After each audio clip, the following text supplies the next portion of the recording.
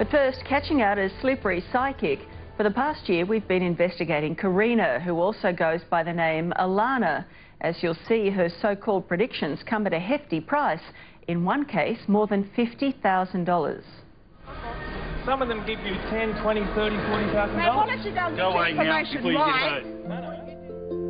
Karina the Clairvoyant in full rip-off mode. And there's no question whatsoever in your mind that this is the same woman. Oh, exactly the same. It is the same woman. I know for a fact. When Paul was fleeced by Karina, she was using the name Alana.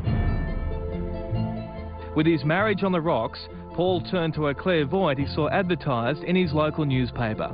It began with a $60 card reading. And she said, when I go home, you'll probably find that a few light globes will blow.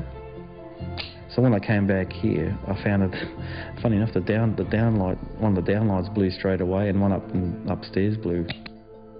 Paul was now hooked, and Alana reeled him in slowly. Oh, she told me that I had a curse put on by someone in the family. The good news for Paul was she could help, at a price. First, there was the rock in a glass of salty water, $1,000.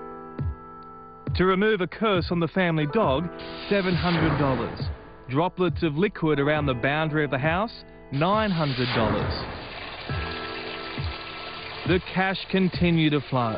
Finally, she orchestrated a special ceremony involving a bath. The water bottled and sent overseas for prayer by a psychic higher order. But cleansing the soul doesn't come cheap. $18,000 in cash. And how many times did you do that?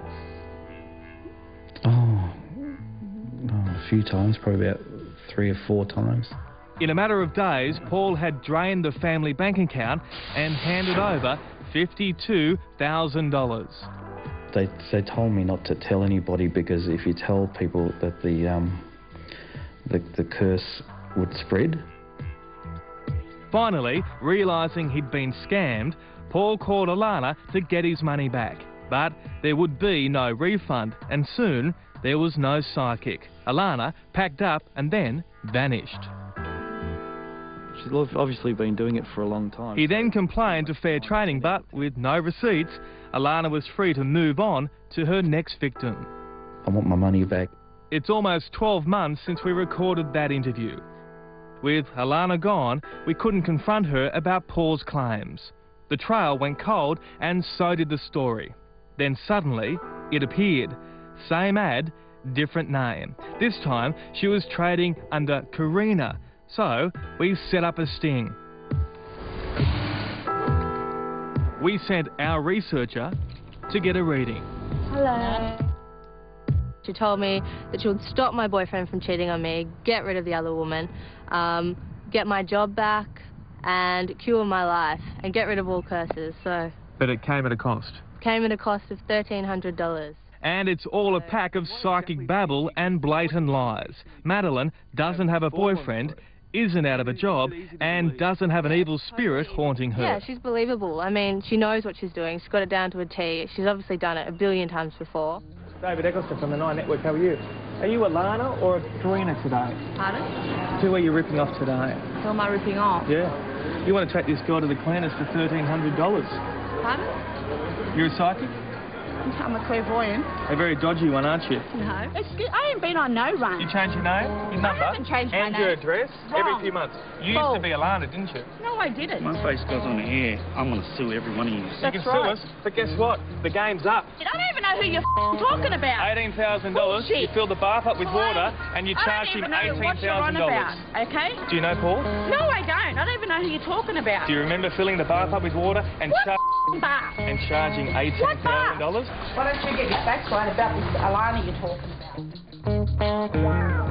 Just another psychic con, another victim who loses his marriage and a stack of cash. No, it's much more than that.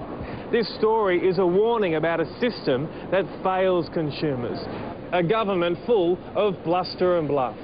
In New South Wales, there's no licensing scheme for clairvoyance. There's no registration scheme. New South Wales Fair Trading Minister Linda Burney says if a clairvoyant makes false claims, they can be prosecuted. Well, it sounds impressive, but dig below the soundbite. If they have fallen foul and it's deemed that way, who measures that, by the way?